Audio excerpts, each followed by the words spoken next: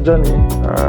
The only thing is, music is usually as jealous as the women, because music and politics is alike. When you're a musician, it needs your full attention. Same thing with politics. So combining, so it's like marrying two wives. As a married man, if you have two wives in the house, you know what it means. That's exactly what I'm experiencing right now. Yeah. One must definitely suffer for one. I'm trying as much as I can for the music not to suffer too much, but it's difficult. Because where I'm from, the middle belt region of Nigeria, Kogi State precisely, is a mini Nigeria. So when you are being appointed in any sphere in Kogi, you need to understand that you are controlling the entire nation. That's how technical it is. So it's a lot of work. But we thank God. It's been quite tedious, but as a man. So just briefly, since you just mentioned Kogi State and music, and we'd like to know, people hear a lot of things about Kogi State, and whenever Kogi State is in the news, we know it's not always about positive news. So what is actually going on in terms of music and entertainment in that state? I'm always excited when I'm being asked questions about Kogi, because unfortunately, I put it to you, 90% of the people that probably talks about Kogi react based on hearsay. I was going to London sometimes. That was when I knew there was a problem about what people hear and not what they know. And the ladies who sat with me, how you just chat with someone and she asked where I was from. I said, I'm from Kogi State, and she hissed. I said, that state. My response was, why did you hiss about my state? And she said, I don't like the people from there. I don't like the state. I don't like what I hear about them. Then I asked, have you ever been to the state? At that point, I was the senior special assistant to the former governor, the White Lion, on entertainment. And as at then, I was about one of the youngest appointees. And I'm like, do you know I'm a honorable in that state? She was like, wow, in my state, for you to become an honorable, you must be 60 and above, 50 and above, And I'm like, yeah, that's what's happening in Kogi. So when people don't preach good gospel about you, you preach it for yourself. And again, I think the media narrative, again, in Nigeria, it is difficult when the media corporation has a particular idea about you, or when they conceive something about you, it takes a lot to change it. So make I also make her speak pidgin. When woman don't like man, no matter what the man do, they no go like him. So it means people pay more attention to the not too good side of us than the beautiful part of Kogi. There's a lot in Kogi State. Nigeria was named in Kogi. We're bounded by 9 states, FCT inclusive, making it 10. Kogi has over 37 mineral resources that we have not even exploited even 1%. Kogi has over, so many things. How can you name a country in a state and you're telling me that state should not be celebrated on a daily? Nigeria was named in Kogi State. So people don't really understand. And again, when you talk about youth inclusivity, we have 80% of appointees in Kogi are youths. The current governor, Alhaji Ahmed Ibn consolidated the energy of the former governor by appointing more youths. And women, gender balance is 100%. In Kogi State, we have, right now, over 40 to 45% appointees as women. Every local government vice chair lady is a woman. It has never happened in the history of anywhere. So what are we talking about? So why are we not focusing entertainment-wise as well? We just rounded up the Kogi International Carnival, the first edition. Guess what? We had just 3 months to take that risk. I would call it a big risk because we're testing waters. And if we could have our first international carnival with over 54 million Nigerians watching us, we partnered with HIP TV. The world was watching us. People have picked interest. As I speak with you, a lot of corporate brands are reaching out that they want to be part of this year's edition. What does that mean? It means we're doing something right. So it's a process. Rome wasn't built in a day. When we compare ourselves to the Western environments, they've been here for decades, BCs and all that. Nigeria is just 60-something years old. And how old are we in Kogi State? We just clocked 33 last year. So I know it's a lot of process. You might expect more from governance when you're outside the cabinet. That was how it was with me before I joined the system. Now that I'm here, I now understood that it takes so much to govern even your family. Not to talk of a local government or a ward or a territory. Yeah. It's a lot of work because people have different interests, and you can't tell me that interests won't clash. Of course, it will. Yeah. So bringing us back to music and your craft. You are a talented musician. You understand the business side of music per se. Besides the fact that you are a talented musician, you also have a knack for engaging in business. So, but becoming a politician and music, that's quite. I know musicians are known to musicians that are politicians, or politicians who become musicians. Or musicians who become politicians. They are known for being revolutionaries. Yeah. Singing about revolution and all. And here we have a different brand of a musician in politics. So just briefly unravel that for us. Like, how has it been? For me as a person, I've always been a conscious lyrics artist. And when it comes to politics, a lot of people don't know, I was born into politics. I remember, then even when I was 7, I remember following my father everywhere, And he was the state independent electoral chairman when he died, unfortunately. He was forcefully taken out of this world. So in as much as I say I don't like politics, I'm not a fan of politics. Fact. But I think my father wants me in it because I think he's the one pushing all of these things. Because somehow, some way, I keep finding my feet in the water of politics. But aside that, again, in as much as we want to preach about the gospel of realism, the gospel of things must be right, the gospel of we want a greater Nigeria, how involved are you? When you're in this space where we are in, I can boldly tell you that as a young man, in the last 6 years, I've given 360 student scholarships. That is a plus for me. That is what I live for. Oh, wow. Even before I became... How many? 360. 360 yes. scholarships. Even before I became an SSA to the White Lion, right? So it's been, Jumabee Inspire was birthed like 7 years ago. So you've been engaged in philanthropy. It has always been what I live for. Yeah, what are you living for? When you're gone, what would they say about you? So it means that politics starts with you. It is not about what you see, what you visualize, or what you hear. Everybody's a politician, as long as it's been applicable to your daily life. So don't sit and just say. The problem we have as Nigerian youths is it is so easy for us to sit behind our key parts and just type what comes to our head. Yeah. When you're being put in that fix, how can you contribute? What are you doing as an it's we are the government. I say it every time. So what quota are you contributing? Okay, it's a difficult task, like I always say, but we're here and we'll get there eventually. Thank you very much, Jumabee. So if you're just joining us, we are having a fireside chat with Jumabee.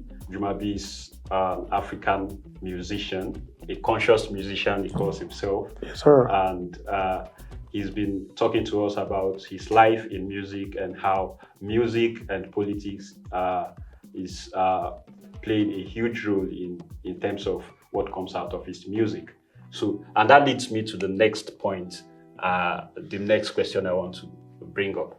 So, how much of politics is in your music? Like I said, I'm a conscious lyrics artist. So whatever genre I'm talking about, it means there's a spice of reality in it, and not too much of politics. Because like I said, I've been doing music before politics, in as much as I was born into the politics, music is my first love. It will always be my first love, But again, I believe in politics of action and words. So my music shouldn't depict the political part of me.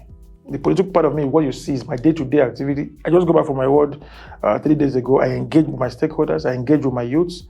There are over 11 communities under my ward. That is more important to me than what I put on the media. So it's not about what I sing, it's about what I do. Okay. So if I get you right, you try as much as possible to separate.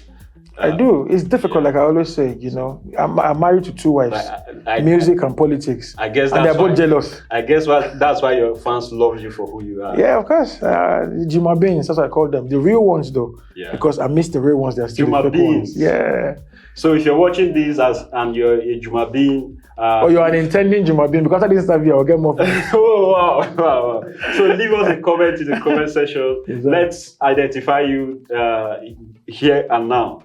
You might, who knows, you might be getting a giveaway. 100%. Yes, sir. So let's talk about the Nigerian music industry.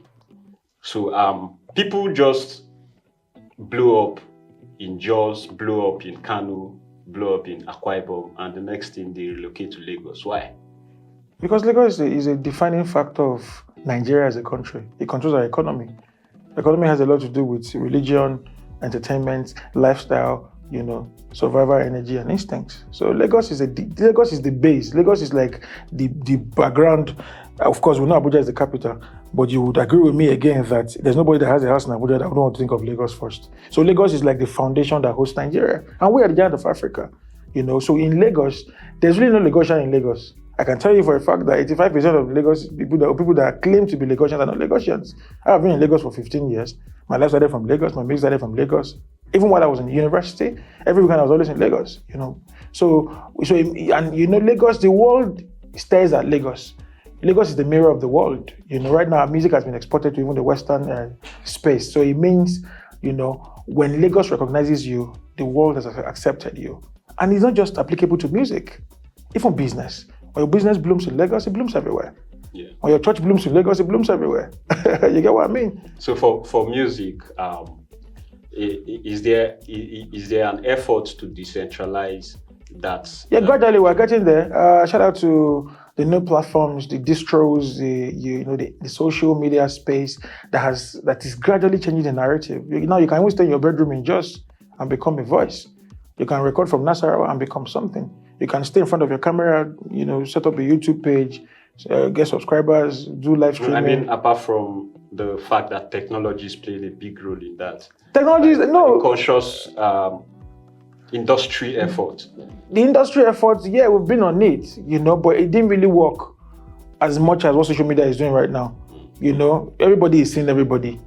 The only thing that's not making me hold my phone because I'm on your hot seat. Once I leave here, the next thing I want to see is my phone, even before my woman. Oh, wow. That's what it means. So what I'm trying to make you understand is the defining factor of every human is your mobile. So once you can do something right and put it in that space, the world will see it.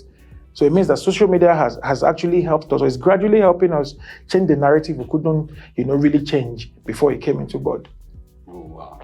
So you have an album dropping soon. Yes, so SOM, Son of Margaret. Son of Margaret. Now my mama born me. Did you hear that right? Yes, say it into the camera. SOM, Son of Margaret. And I'm happy to say this is the first time I'll be, naming the album in full, because I've been using the hashtag SOM, so people have been guessing. SOM means Son of Margaret. Oh. And my mama didn't born me. He born the boy well, no worry. So we are expecting Fire Up or Fire in It's that done. album. We submitted the album 24 hours ago, and I'm proud to tell you that that's like my best body of works in my entire existence as a human being, not just an artist, because I put up all of my experiences in the album. It's a true life story.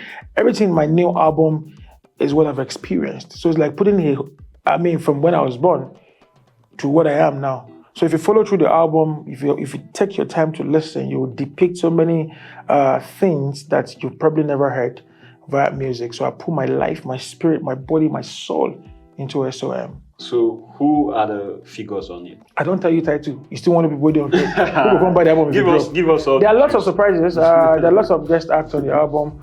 For me, I don't really do collaborations with people that are not my friends. I don't want to beg you to be on my album. I don't want to stress, I love that. I love that. A lot of people that I work with, most times when I'm playing my album for my friends, they just say, oh, Jumabee, a great verse for me now. Yeah. That kind of thing, There are lots of people that are on this project and there are a lot of youngins as well that are on this project. And for us as a person, or for me as a person, I want the young to grow. I want them to thrive. I want to see them successful. I said every time, I don't ever want anybody to go through what I went through to get here. So every opportunity I have to put anybody on, I'll put them on. There are lots of talents in Kogi on the album. Apart from my album, I'm also working on an EP that'll be dropping in October, towards the end of the year. On this album, I have the second runner-up, this first runner-up of the Kogi International Carnival. And on the EP, I'll be working with Jamsuddin. That's one new guy that I like. Shout out to Jiso. That's his record label. They're doing so well. They're Kogites. I watched them grow. So I'm happy and I'm super excited. They just launched their distro company of recent, and I'm happy about what's happening. So instead of stressing to go get everybody from the outside world, what happens to the people that are here doing well? You can never tell. Anything can change through your platform. So that's what we're doing basically. A couple of international collaborations as well on the album. And some of my friends, so about 6 collaborations that you won't be disappointed. Shout out to everybody that didn't say no to this project because it's so personal to me. So, tour. Yes, in a couple of, let me not mention it. I don't really like to disclose my moves, but in a moment, I will be out of the country. I'll be touring 3 countries, over 16 cities. for the album. So what we're doing this time is a bit different. It's not like the regular tour where I get people to pay for my ticket to come watch me. I've done that a couple of times. I've done over 7 successful UK tours. I've done Canada and all that. We don't want to repeat the effort. So what I want to do is I want to have an intimate space with my audience, the real Jumabees. You know, imagine getting to a city and you're having 300 people, 400 people, 500 people sit with you in a room, in a dark room, where there's a placement at your background and somebody sits beside you to ask you to narrate your album from track 1 to 15. Oh, wow. So I want to go intimate with my fans. I want the people to talk about their album before it drops. I want to share my experience, the bitter, the good. I want to tell them the producers. I want to talk about the artists that were featured on it. I want to tell them about what gave birth to every single song on the album. I want to entertain the fans, you know, intimately and tell them why it was named SOM. You know, so it's like me and my people on this tour. I'll be away for over 6 weeks and yeah, we're ready for it. So Jumabees. Yes, sir. You're now one for you to remember that Jumabees are my fans. No, I'm now a Jumabee. I'm a Jumabee now. Obrigados. So Jumabees. Yes. He's coming. Yes, sir. He's coming. Yes, Hope sir. you're ready. Yes, sir. So tell us, to conclude the interview, you've told us about the current work you're doing and what you're doing in politics as well. So yeah, your private life. Yeah, private life. We want to. Don't ask me if I'm married though. We want to know. Because I don't want to tag you in my uncle's black book. Are you one of the most eligible bachelors in Kogi? So we can advertise you to the world, you know. I'm not married. I'm not single either. I'm living life, you know. At the same time, I'm in that space where there's a thing called self-realization. Yeah. You know, but my uncles have disturbed me. I've never wanted to be pressured under, you know, why are you not married? My uncles, that's why my uncles don't even talk to me anymore because they want me to get married. Unfortunately, there's no room for comparison, but unfortunately, a lot of my uncles that are married don't have beautiful marriages. Unfortunately, like I said, last year I bested over 3 marriages. Only one survives the year. The one that survived says was shaky. Wow. So I'm not saying there are no beautiful marriages out there. I'm just saying I think there's a generational shift that is beginning to affect us mentally because, you know, gone are the days where our mothers took so much bullets to ensure we survived as their children. Our mothers entertained our fathers. There were so many things, or they had so many experiences they couldn't share. Majority of them bitter, of course. But these days, man, even me, I wouldn't want to get married to a woman that is lazy. I wouldn't want to house my wife if I had to just sit in the house and wait for me. I want to have an ideologist as my wife. I want to have somebody that is as intelligent, if not more intelligent than myself. Yeah. I want to have a business-oriented, a business-minded woman. I want my friend to be my wife because I'm always on the road. Yeah. So how can you survive without your husband for 6 weeks? It takes a lot. If I were to be the woman, can I actually survive as well? So I'm not trying to, you know, choose myself over the woman. So there must be a proper balance. So I'm in that phase. I pray. You know, I pray, but there's no pressure, my brother. There's no pressure. No fear. Are you married? This is my interview. This guy is a bachelor. This guy is 2 bachelors in this room.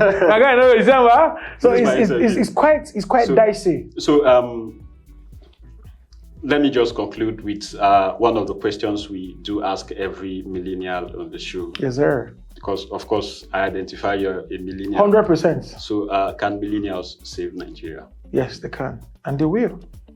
You know, like, unfortunately, a larger percentage of the millennials are still finding it difficult to define who they are. Because a lot of millennials are refusing to be millennials. They are diving into the Gen Z ocean. So it's beginning to affect us mindset-wise, you know. But again, we are here. And not just me. I mean, the special, like I'm the special advisor to the governor of Kogi State on arts and culture.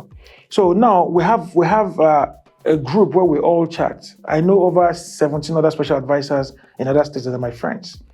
You know, we're not really in the same age limit, but I mean, minute differences, 5, 6, 7 years. So it means our time is getting more closer than it used to be.